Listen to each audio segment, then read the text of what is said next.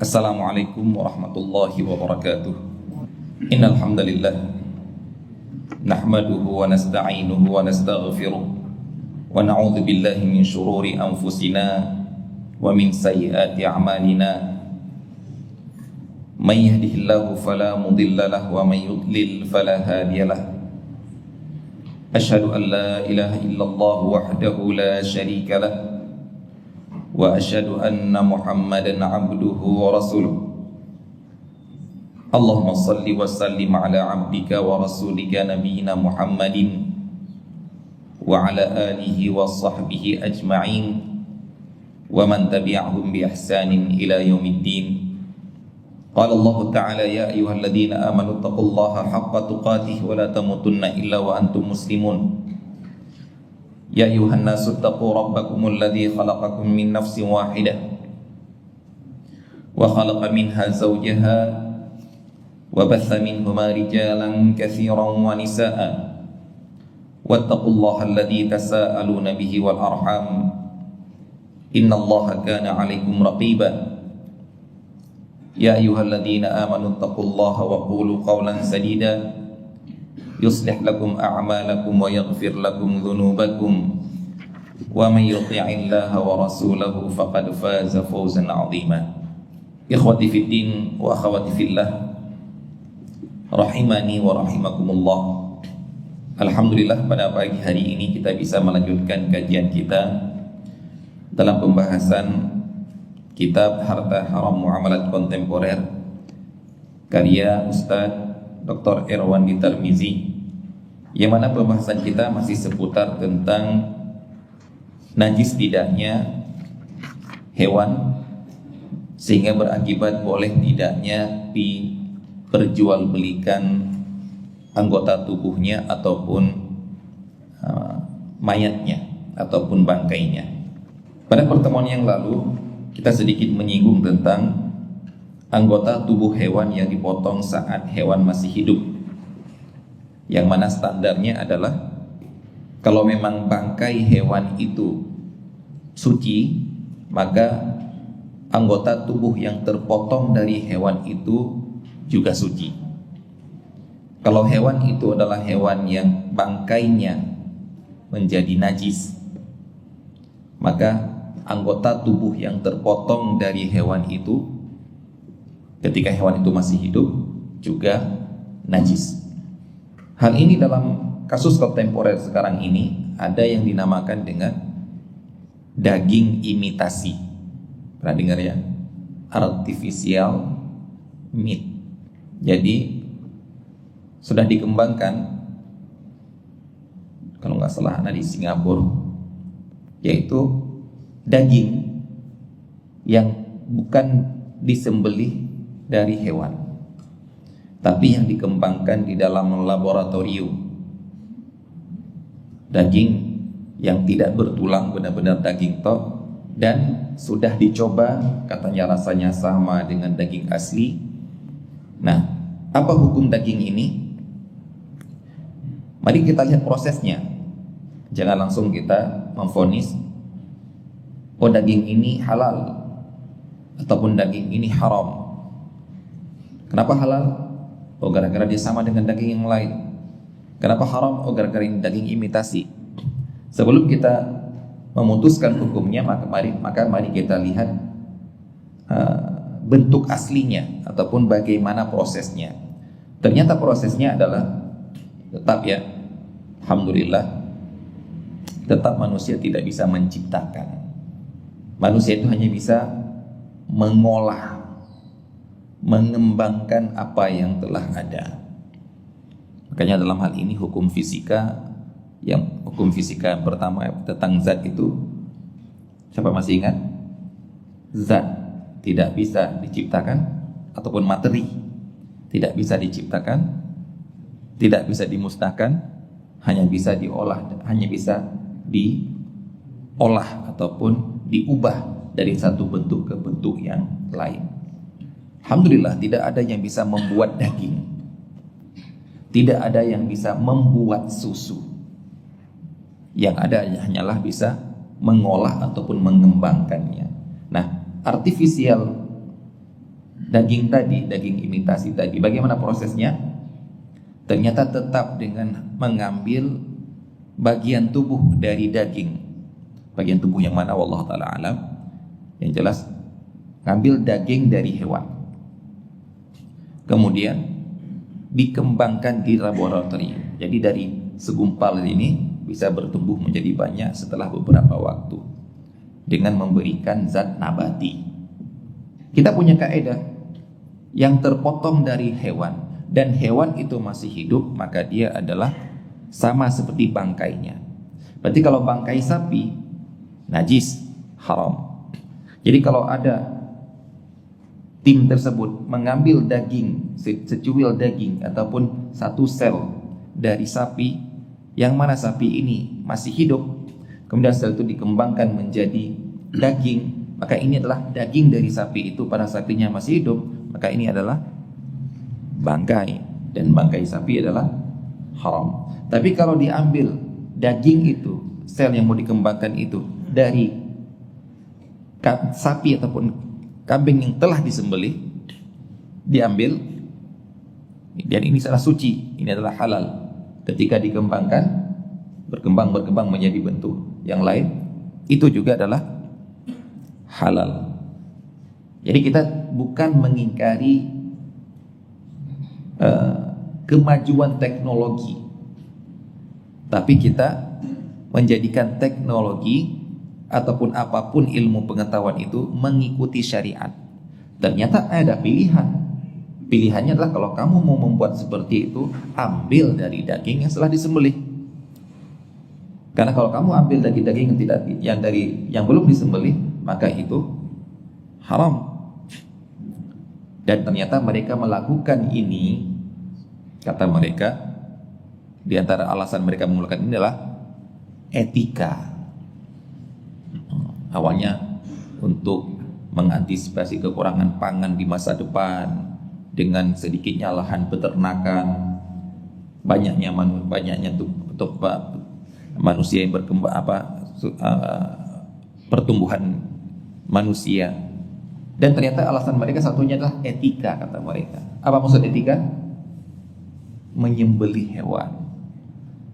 Mereka golongan-golongan yang menamakan diri cinta kepada hewan.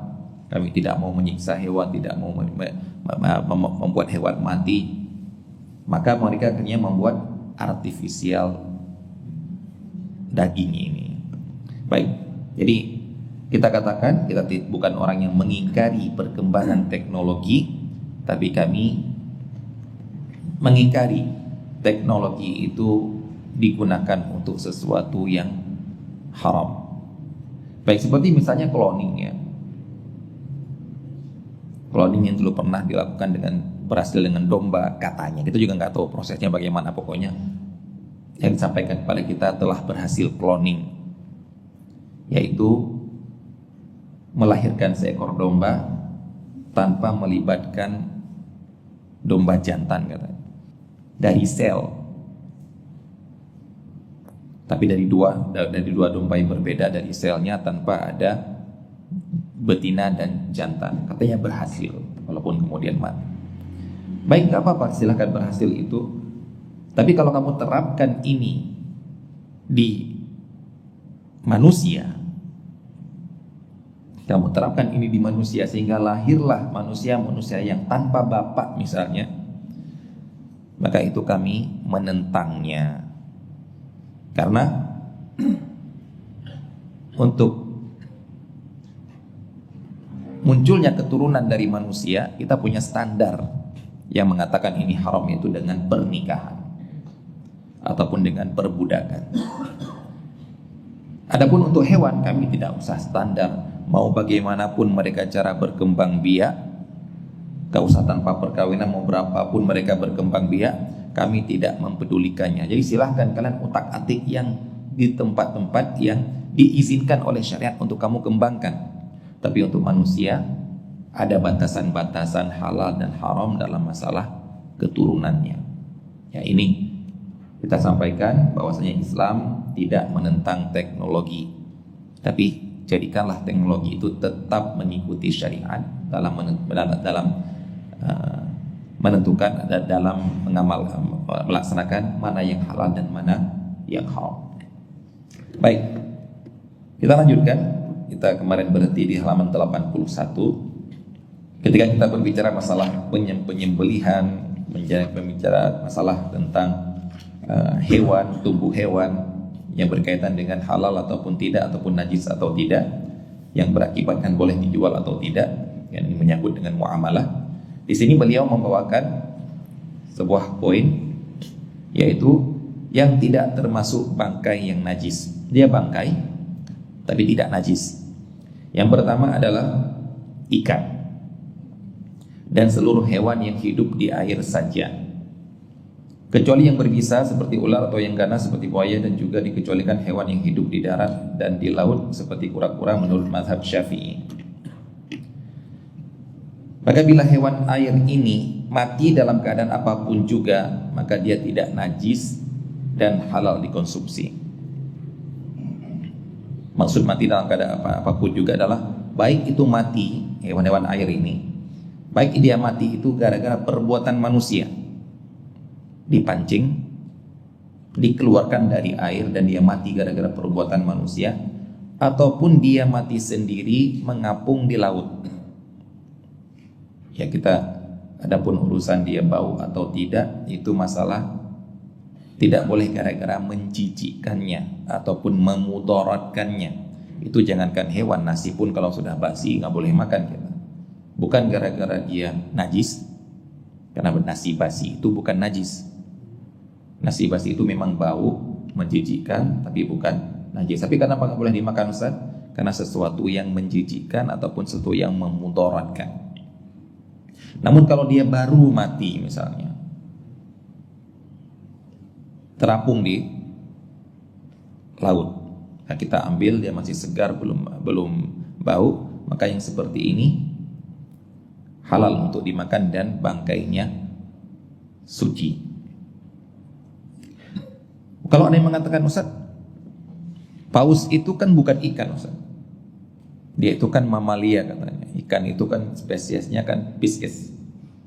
Kalau paus itu ikut jadi ke mamalia, maka silahkan kalian mengklasifikasikan seperti itu, tidak mengapa. Yang jelas kita punya standar, yaitu yang hidup di laut ataupun di air, yang mana kalau dikeluarkan darinya dia akan mati. Nah, itu yang sedang kita bahas. Dan ternyata paus kalau keluar dari air didamparkan oleh ombak ke pantai, dia mati nggak? Mati. Maka paus termasuk hewan air yang bangkainya boleh untuk dimakan. Tapi sayangnya ya, sebagian orang ada paus yang terdampar di pantai, bukannya diambil dagingnya tapi dikubur. Wallah, nggak apakah gara-gara takut, padahal lumayan kan bisa untuk 1 tahun itu kalau ataupun ada yang di luar negeri diledakkan. Allah alam kenapa mereka lakukan seperti itu. Pernah katanya di Lumajang itu ada paus yang terdampar ketika musim Covid. Anak kan lockdown, nggak boleh pulang dari Jember ke Lumajang gitu. Kalau boleh tak ambil dagingnya gitu. Yang kedua adalah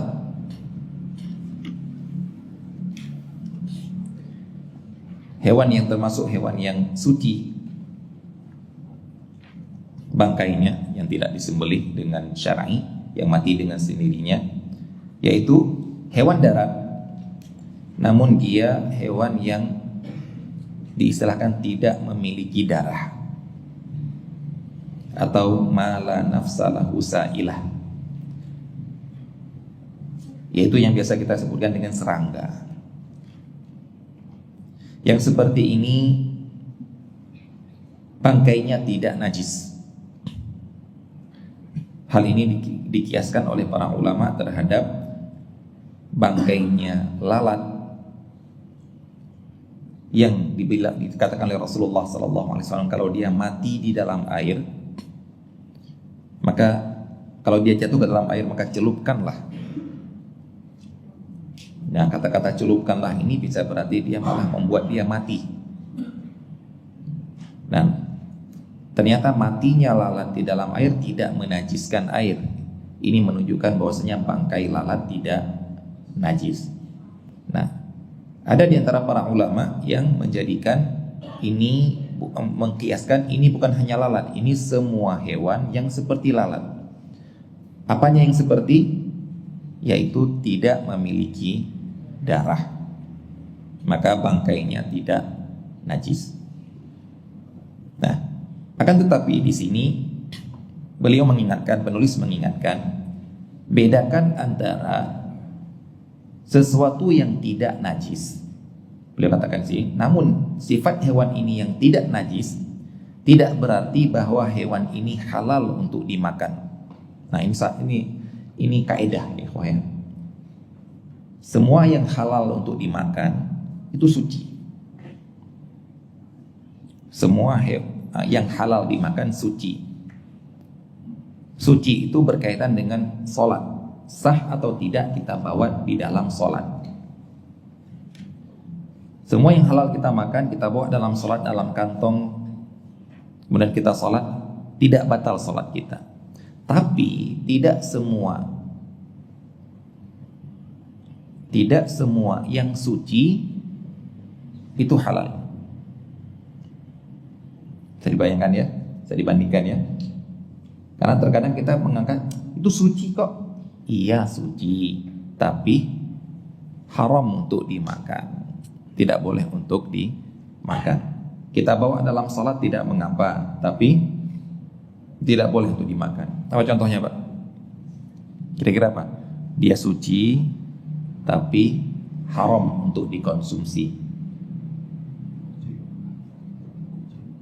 Enggak, kalau kucing kan yang hidupnya dia suci. Kalau kucing itu ketika hidup dia suci, kalau dia mati dia bangkai. Bangkai kucing itu najis. Enggak ada orang makan kucing hidup-hidup.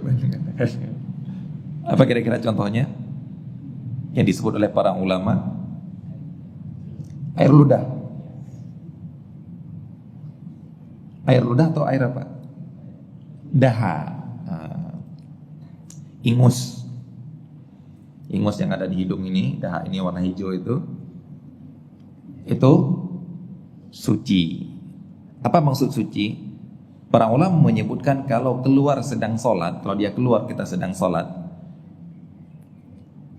dan dia pernah keluar masuk ke dalam mulut, itu kalau kita telan, yang pertama haram karena kita menelan daha. Yang kedua batal sholat. Kok bisa batal sholat? Karena kita menelan sesuatu yang bukan anggota mulut. Berarti kalau kita menelan itu ketika kita berpuasa, batal puasa kita. Kalau sengaja ya, kalau nggak sengaja apapun yang kita makan ya tidak membatalkan. Terus kalau begitu kita kemanakan daha itu? Kalau keluar sedang sholat? Nah, para ulama menyebutkan di zaman dahulu ya, menjadikan ke ujung kainnya, ujung kain bajunya ataupun ujung kain ridanya, kemudian ditutup. Intinya dibuang, nggak boleh ditelan. Ataupun di zaman Rasulullah SAW disuruh untuk dikubur, gali tanah di bawah kaki atau di tengah-tengah kaki ini, kemudian ludah, kemudian tutup lagi, karena di zaman itu masjidnya masih pasir. Yang sekarang jangan tuh praktekkan di karpet ya, dimarahin sama takmir nanti. Buka karpet, ingus semua di bawahnya, itu haram. Jadi kalau sempat keluar daha, gak perlu untuk membatalkan sholat. Takut nelan nanti batal sholat. Saya batalkan, sama aja kayaknya batal juga. Maka di kantong. Kalau kita di Saudi itu, waktu masih di Saudi itu sering bawa tisu. Nah, tisu yang kita beli tisu ketika mau berangkat misalnya keluar, ambil 10 lipat taruh di kantong. Kenapa? Karena kalau musim dingin keluar ingus, kalau musim panas musim panas keluar mimisan. Saking ya nggak tahannya tubuh kita ya, tubuh orang daerah tropis ini dengan udara yang panas yang kurang uap airnya sehingga membuat kita mimisan. Nah, jadi kalau kita lagi keluar dahak di dalam sholat, kita ambil aja tisu dan masukkan ke dalam. Nah, kenapa boleh masukkan ke sini? Karena dahak itu suci, tapi menjijikan, nggak boleh ditelan. Bahkan kalau diludah di dalam masjid, ada di masjid, itu termasuk dosa, karena itu sesuatu yang tidak pantas dilihat dari pandangan mata. Nah, di sini beliau ingin menyatakan standar itu. Jangan kalau begitu makan kalajengking boleh, Ustaz. Kok bisa? Karena suci antum bilang, Ustaz. Enggak.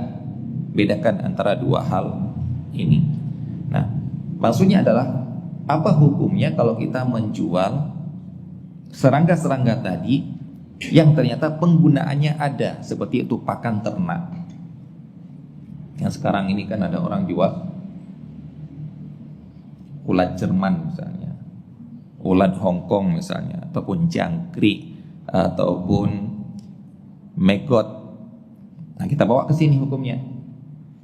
Kalau memang itu adalah bangkai yang suci berarti dan ada manfaatnya untuk hewan-hewan tadi, pakan hewan, maka hukumnya halal untuk diperjualbelikan, bukan untuk dikonsumsi oleh manusia. Beliau mengatakan di sini, oleh karena itu bila bangkai hewan-hewan kecil ini dijual bukan untuk dimakan, akan tetapi untuk kegunaan yang dibolehkan.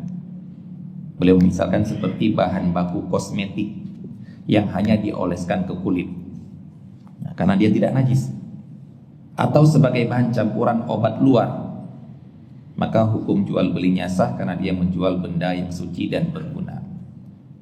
Ibnu Qudamah mengatakan boleh menjual cacing yang ditaruh di mata kail untuk memancing ikan, karena hewan tersebut memiliki manfaat, memiliki nilainya.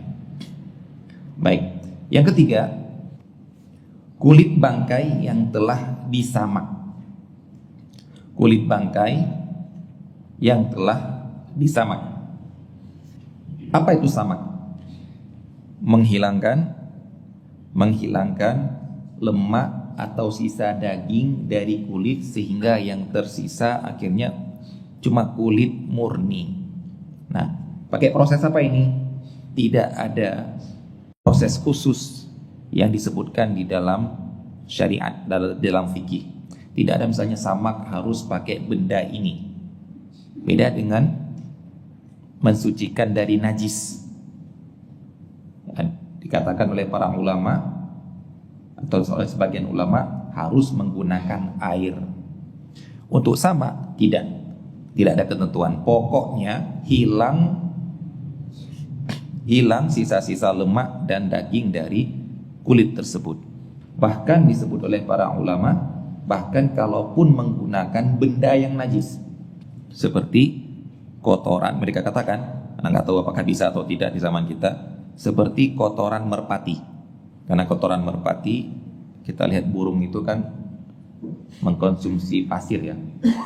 Untuk kalau lihat burung itu makan pasir, nah, itu ada penjelasan biologisnya kenapa burung makan pasir ataupun unggas itu makan pasir. Ternyata itu diperlukan untuk menyempurnakan pencernaan di dalam temboloknya.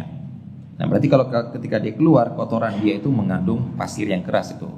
Nah, dia katakan oleh para ulama, mungkin di zaman mereka proses penyamakan kulit itu kalau digunakan dengan kotoran merpati itu bisa.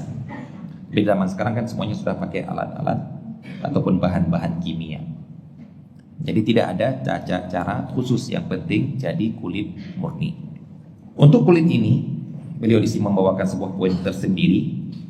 Apakah kulit yang disamak ini yang menjadi yang asalnya dia bangkai, asalnya dia najis. Nah, ini yang kita bahas adalah kulit bangkai ya. Kulit bangkai. Adapun kulit hewan yang sudah disembelih, nggak usah dibahas lagi. Kulit kambing kurban, kulit sapi kurban. Atau nggak usah nanya, Ustaz ini boleh nggak Ustaz sebelum disamak? Itu belum disamak pun boleh dimakan. Bukan hanya boleh dimakan, boleh digunakan. Nah, tapi jangan dipakai untuk jadi sajadah ya, belum disamak ya. Nanti dikejar-kejar anjing, dikejar-kejar kucing nanti. Jadi benar-benar harus untuk jadi pakaian itu ya jadi kulit tok gitu. Nah, yang kita bahas di sini adalah bukan yang disembelih tadi, yang belum disembelih, yang mati dengan sendirinya kemudian dijadikan kulit. Nah, apakah kulitnya bangkai itu berlaku untuk seluruh bangkai ataupun bangkai hewan tertentu? Di sini ada perbedaan pendapat para ulama. Ada yang mengatakan kulit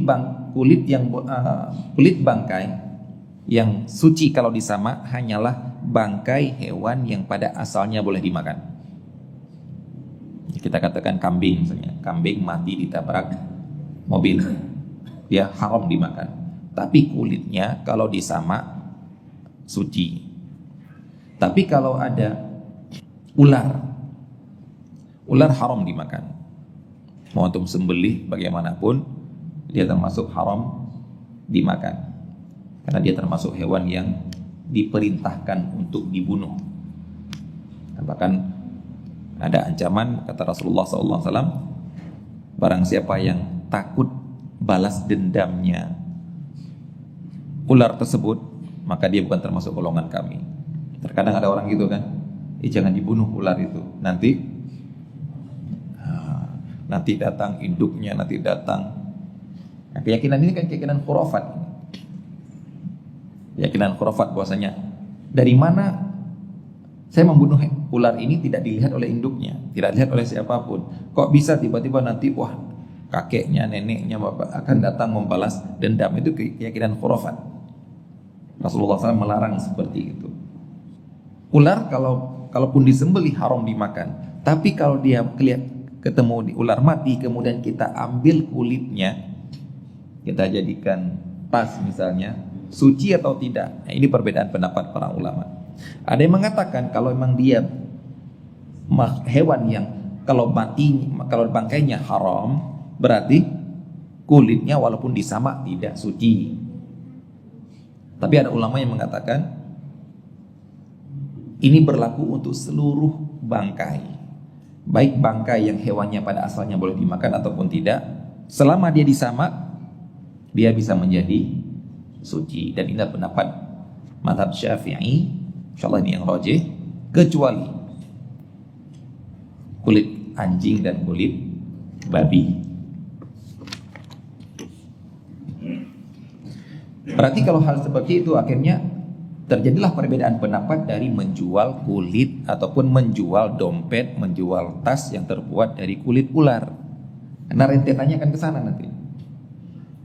Yang mengatakan tidak boleh, berarti itu tetap najis. Antum bawa di dalam sholat, batal sholat antum. Yang mengatakan ini boleh kulit ular tersebut, maka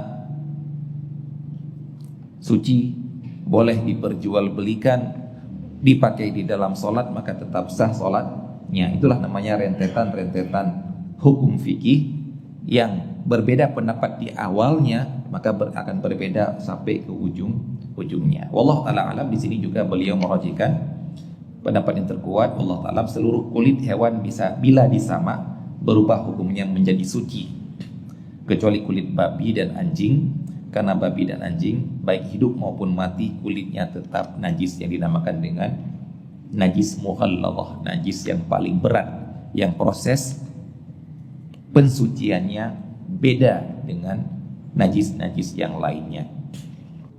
Namun beliau di sini mengingatkan kayak tadi, suci tapi nggak boleh dimakan. Di sini suci tapi nggak boleh digunakan, karena ada larangan yang lain. Apa contohnya? Di sini beliau menyebutkan, yaitu penerapan hadis-hadis yang diriwayatkan tentang larangan menggunakan kulit binatang buas. Binatang buas, harimau, serigala, singa, itu binatang yang haram dimakan. Karena Kenapa haramnya? Karena binatang buas dan bertaring. Itu harus ada dua-duanya Pak ya. Jangan salah satunya. Binatang buas dan bertaring. Dan hidup di darat harusnya. Karena binatang buas yang bertaring tapi hidup di laut, contohnya hiu, itu halal. Ada binatang yang bertaring tapi dia bukan termasuk hewan buas, maka hukumnya halal. Hewan dia bertaring tapi kita anggap, dan kita biasanya menganggapnya hewan binatang termasuk binatang buas, tapi para ulama mengatakan halal hukumnya. Apa contohnya? Kamu pernah dengar? Hyena. Pernah dengar hyena kan? Yang dalam bahasa Arabnya dhaba'. Dhaba' itu di antara para ulama, dan insyaallah pendapat yang rajih yang kuat, itu halal untuk dimakan. Karena dia termasuk hewan buruan, hewan yang boleh untuk diburu. Dan yang berburu hewan itu ketika musim haji, ketika ihram itu mendapatkan kafarat, harus membayar kafarat karena berburu hewan ketika sedang ihram. Nah, para ulama kemudian ketika ada sebuah hadis dari sahabat bahwasanya dia termasuk hewan yang boleh diburu, berarti dia adalah yang boleh dimakan. Akhirnya mereka mengkompromikan kasus ini dengan hadis kullu dzinabin minas sibai haram. Seluruh hewan buas yang memiliki taring itu haram. Maka disimpulkanlah bahwasanya hyena itu bukan hewan buas. Kok bisa? Akhirnya mereka menyimpulkan yang namanya hewan buas itu adalah hewan yang berani menyerang hewan yang lebih besar dari dia. Contohnya singa, macan, harimau, macan kumbang, macan tutul dan lain sebagainya. Kalau hyena ternyata memang dia, kalau kita lihat di Discovery Channel misalnya, di Flora dan Fauna misalnya, itu hyena itu dia sukanya merebut buruannya singa. Mereka adalah hewan yang jarang ataupun tidak berburu, kecuali dalam keadaan darurat, kelapar sekali, nggak ada makanan, itu pun yang diburu yang kecil-kecil. Akhirnya disimpulkanlah, oh yang namanya hewan buas itu adalah hewan yang berani sama hewan yang lebih besar daripada dia untuk menyerang dan memakannya. Kalau yang beraninya sama anak kecil itu nggak dianggap. Nah, jadi hewan buas yang bertaring haram dimakan. Nah, kulitnya bagaimana Ustaz? Dikatakan kulitnya itu kalau sama suci. Kita ambil pendapat yang tadi itu. Kalau sama suci, akan tetapi menggunakannya tetap haram. Karena ada larangan yang lain, bukan masalah suci atau tidaknya. Maka dikatakan oleh beliau di sini, namun para ulama mazhab Syafi'i dan Hambali mengharamkan jual beli kulit hewan tersebut. Bukan dikarenakan najis, akan tetapi karena penggunaan kulit tersebut dilarang oleh Nabi SAW. Dengan demikian tidak boleh dijual dan hasil penjualannya termasuk haram. Karena dijual nanti akan digunakan, penggunaannya haram, berarti pemanfaatannya haram, walaupun bendanya benda yang suci. Ini semua masalah suci itu juga termasuk salah satu syarat untuk bolehnya jual beli. Kemudian masalah pemanfaatan yang mubah juga termasuk salah satu syarat dalam jual beli.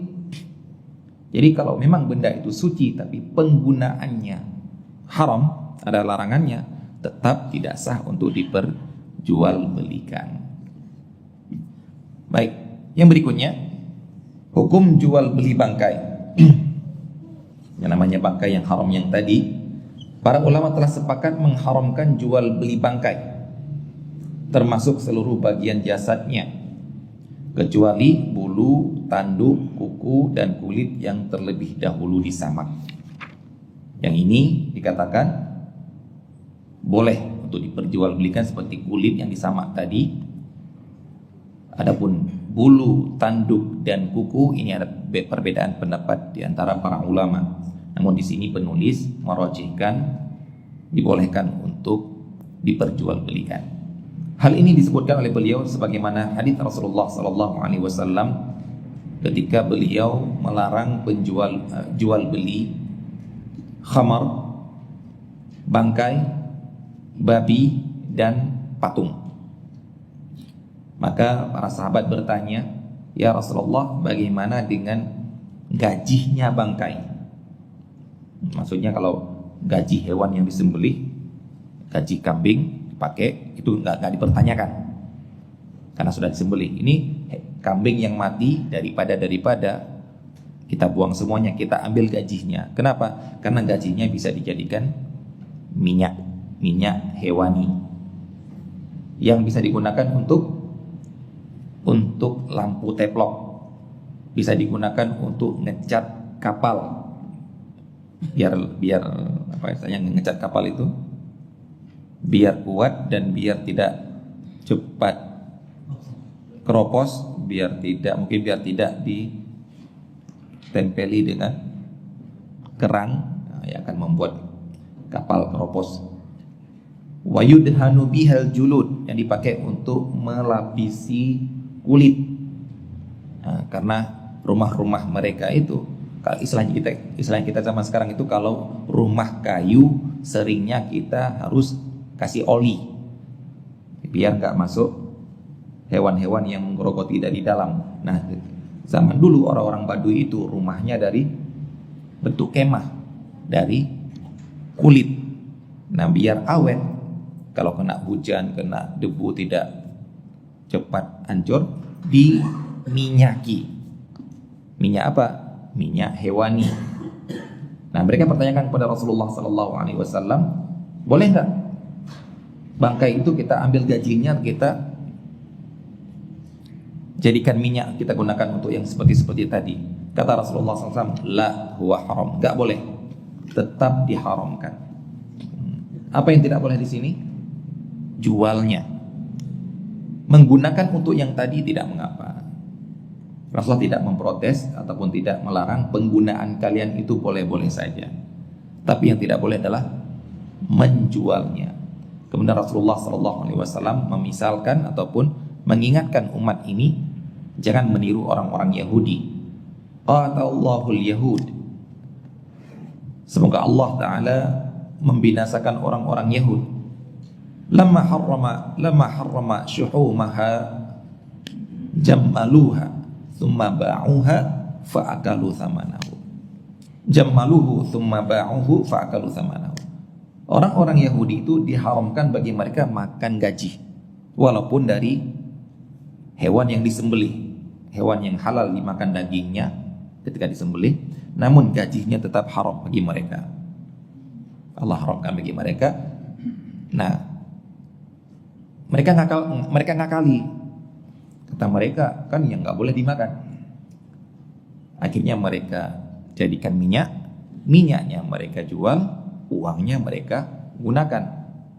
Dan di sini disebutkan oleh Rasulullah SAW, fa'akalu thamanahu, memakan uang hasil penjualan itu adalah bukan hanya dibatasi itu saja nggak boleh, menggunakan juga nggak boleh. Tapi kenapa disebut makan? Karena pada umumnya menggunakan harta untuk makan itulah kebutuhan primer yang umum digunakan. Makanya dalam Al-Quran yang dilarang menggunakan harta haram itu kebanyakan pakai kata-kata makan. La ta'kulur riba, jangan kamu makan riba. Nah, di sini kita nggak boleh bersifat saklek, nggak boleh kan makan. Beli mobil kan nggak apa-apa, beli baju nggak apa-apa, pergi umroh nggak apa-apa, haram juga. Tapi kenapa disebut makan? Ini adalah disebutkan dengan umumnya, dominannya, ataupun memang kebutuhan primer kita dimakan. Begitu juga dengan innal ladzina ya'kuluna amwalal yatama zulman innama ya'kuluna fi butunihim nar. Orang-orang yang memakan harta anak yatim secara zalim, maka dia seperti memakan api neraka. Nah, orang bilang nggak boleh kan makan. Ini harta anak yatim ini saya pakai untuk beli kendaraan, pakai untuk umroh. Maka sama saja. Begitu juga, ya ayyuhalladzina amanu la ta'kulu amwalakum bainakum bil batil. Wahai orang-orang yang beriman, jangan kamu saling memakan harta sesama kalian dengan cara yang batil, kecuali dalam bentuk perniagaan yang saling ridho antara kalian. Di sini dilarang juga makan, tapi apakah cuma makan? Tidak. Nah, itu juga. Jadi intinya apa? Kalian nggak boleh makan gaji, wahai orang Yahudi. Kalau kalian jadikan minyak, kalian pakai untuk kalian, jadi silahkan. Tapi kalau kalian memperjualbelikannya, itu diharamkan. Uang hasilnya adalah diharamkan. Yang berikutnya, bagaimana dengan jual beli makanan olahan yang telah dicampur bangkai dan tidak dapat dipisahkan, yang dinamakan dengan benda mutanajis. Kita bukan bilang masalah makan bangkainya, ini makan najis, tapi memakan sesuatu yang terkena najis ataupun yang dinamakan dengan bangkai, maka ini dinamakan dengan mutanajis. Beliau mencontohkan di sini seperti bangkai ayam yang telah mati lalu dicampur dengan unsur lain untuk dijadikan pakan ayam kembali. Ada yang gitu emang. Sapi yang kita sering percaya hoax ya. Proses pembuatan sosis. Pernah dapat videonya? Sapi dimasukkan ke penggilingan ya hidup-hidup itu. Wah, ini akhirnya nggak ada itu bukan. Itu bukan buat sosis itu. Itu untuk membuat pakan tadi ini. Pernah juga akibat makan mie instan, diperlihatkanlah operasi usus yang dipotong kecil kemudian dikeluarkan mie-nya yang masih utuh. Wah, kalau istri anak itu langsung nerima apa adanya di komentar dan jangan percaya semua yang di internet. Itu bukan mie, itu cacing warna putih, dan akhirnya hati-hati makan mie instan ini, nggak bisa dicerna. Itu enggak itu. Ada hewan-hewan yang overproduksi. Karena wallahu ta'ala alam, itu sejak tahun berapa yang antum tahu ada orang menjual ayam warna-warni itu? Antum ada yang pernah hidup di tahun 90-an sampai sekarang? Kapan muncul ayam warna-warni itu? Anak setahu anak ketika anak di Jogja tahun-tahun 99, 2000, 2001, itu teman-teman yang lain juga heran. Masya Allah, ada ayam murni, ayam yang warna-warni. Katanya wallah ta'ala alam, itu inisiatif seseorang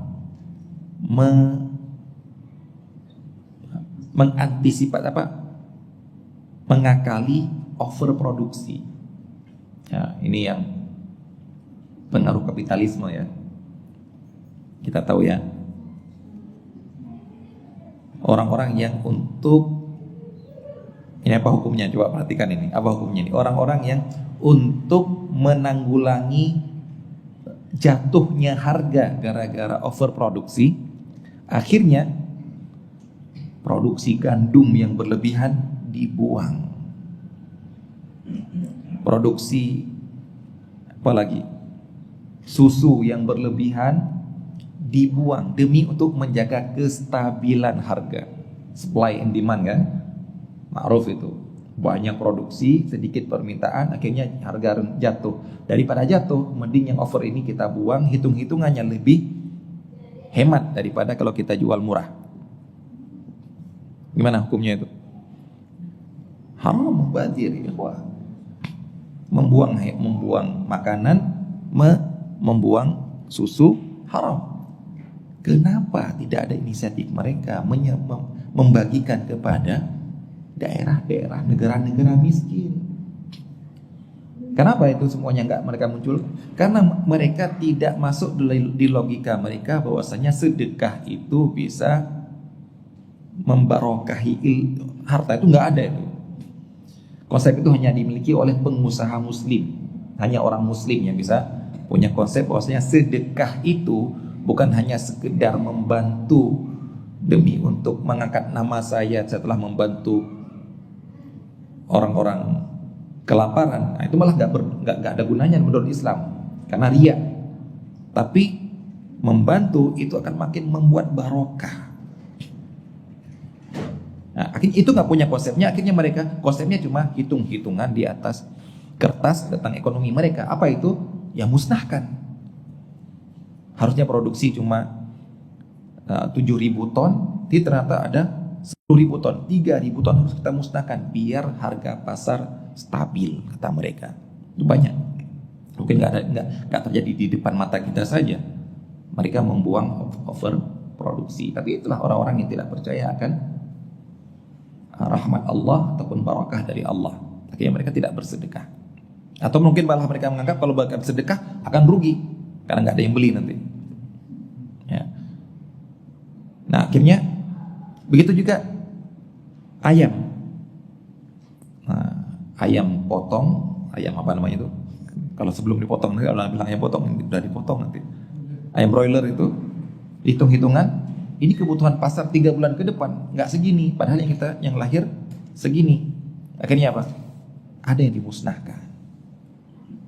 Begitu juga hewan-hewan, ayam-ayam yang lahir jantan, yang sebenarnya dibutuhkan untuk petelur, dimusnahkan. Nah, cuma dimusnahkannya adalah dengan cara digiling menjadi bahan makanan yang akan dicampurkan dengan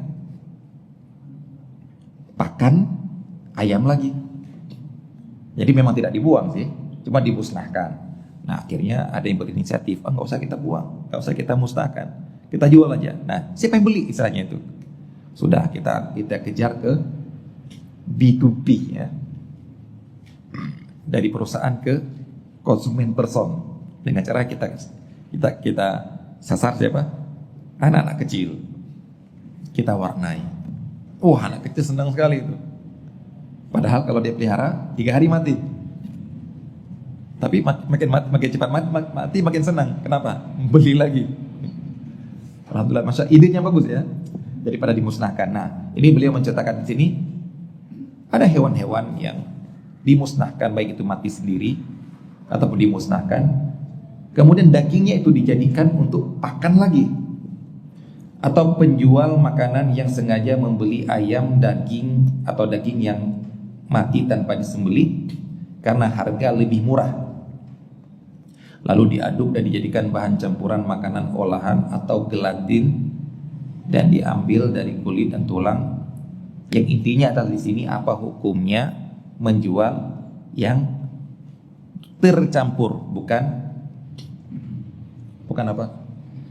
bangkai langsung.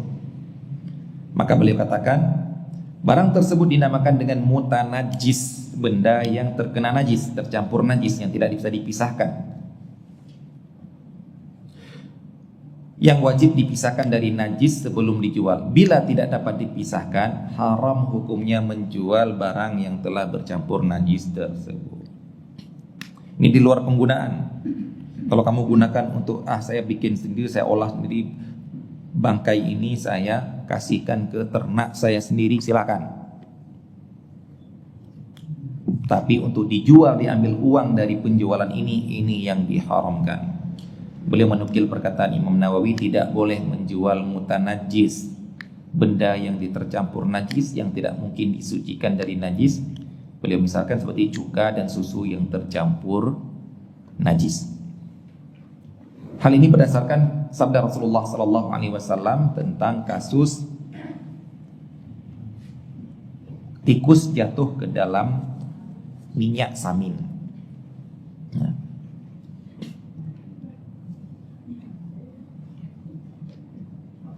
Apabila minyak tersebut minyak yang beku, yang mana kalau dia mati hanya sekitarnya saja akan tercampuri dengan bangkainya, dengan pengaruh bangkainya seperti bau ya, maka ambil tikusnya dan di sekitarnya ambil.